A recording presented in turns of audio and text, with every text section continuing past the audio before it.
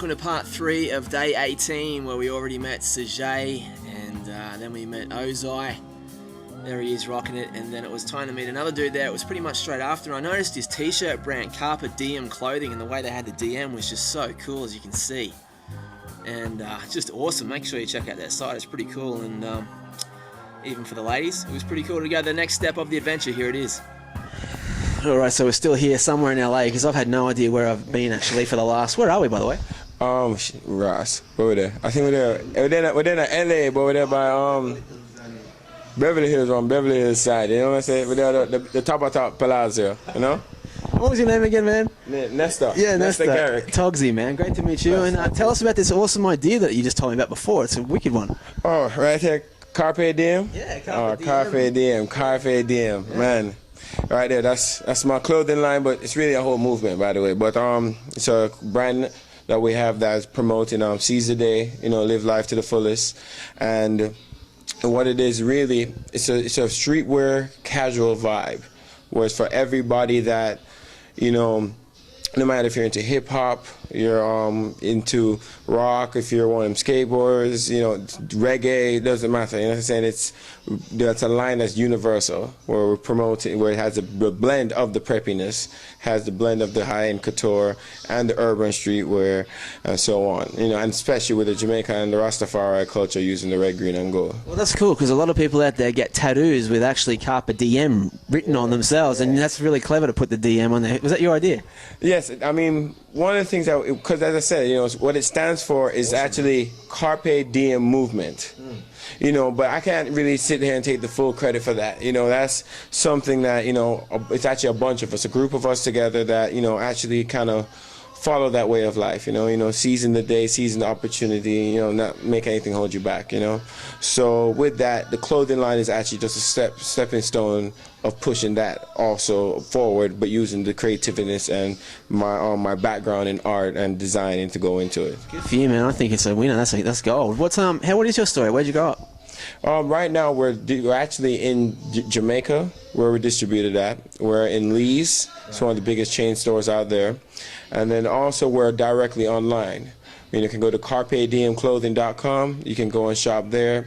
And also in LA, and also within like San Francisco, Oakland Bay, there's actually this great store called Versus that actually carries our line. And the thing about with that line, is that store, is that they specialize in kicks. So the colors that they have on their kicks matches like the colors that we've utilized in our shirts as well. So just, you know, it fits great. Nice, man. And so your story, where'd you grow up? I grew up in Jamaica. You know, grew up in Kingston. You know, UPT Uptown. You know, I've always wanted to go there and film. That must be a cool place, right? Oh, yo, Jamaica's the best. Yeah. Oh, goodness gracious. Yeah, man, talking about that, I miss home. You know, I mean, the people is great, the culture, the music. I mean, everybody just lively and just, you know, just beer vibes. Right. You know, 24/7. Okay. So how do you see the difference then in your eyes between here and the States, like particularly LA? Yo, you know, so boy, there's a big difference, but you know, I wouldn't say like the lifestyle way, especially like California. California, Los Angeles has gotten, you know, because it's the way it is with the mountains and the palm tree, you have the beaches, them. I mean, I wouldn't swim in California's water, right? You know, but, you know what I'm saying? I mean, they have that, you know, same type of atmosphere, and also at the same time as well, I mean, you know, the going out, liveliness, that's just like in Jamaica, like in Kingston, you know, that's party town. People don't realize, like, you go into Negrilla Bay where all the tourists is at, you're fucking up. You know, sorry, excuse my French. Yeah, right. But you know what I'm saying? I mean, you need to go down to Kingston and go and party with the locals, and they do it all night long, like here. But, you know, just definitely what you say is the spiritual energy. It's just, that's completely different, you know? I can imagine. And so, like, you know, I love asking people about their dreams and stuff, and I guess this clothing line's part of a big dream for you, but is there any other stuff that what are you passionate about? Oh man, I'm passionate about a lot of things. I'm passionate about living, but you know what I'm saying, just going forward with life, you know. But also, you know, other things that I do, I mean, as I said, I'm more of a creative artist. My background, you know, so I like creating things, art, because my background, my dad, you know, his name is Neville Garrick. He actually did Bob Marley's album covers. Wow. He was his art director. He did all of his album covers, and then he, you know, was the head of the foundation as well. So through him, you know, of course, you know, art is one of my things. So that's why I also do, like, you know, specialize in graphic design, album covers, posters, creating packages. That's one of my other, skills that I do have coming from there. And then also, with that actually being said, I actually run a company.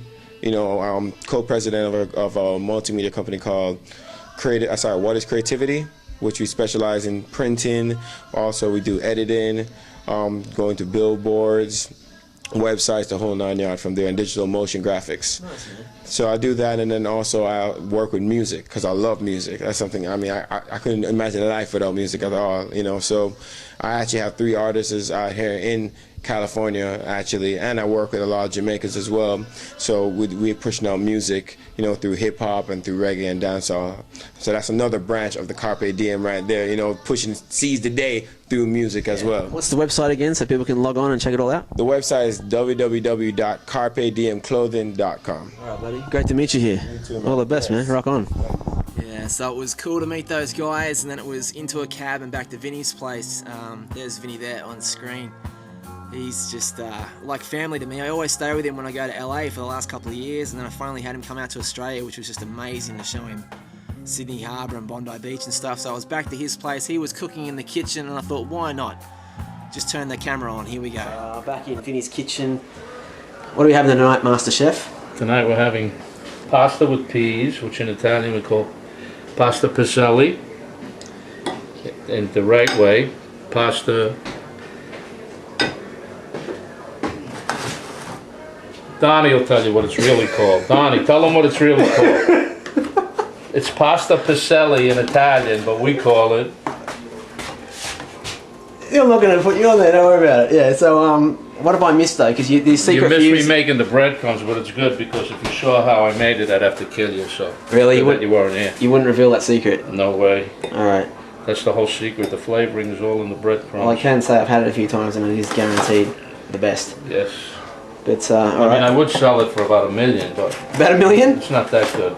Right. Okay. Let's see what we can do. So it's chicken and pasta. Yeah, this is instead of usually it's veal Milanese. This is chicken Milanese because we don't like to kill the little veals. Right. You know what I mean? Yeah.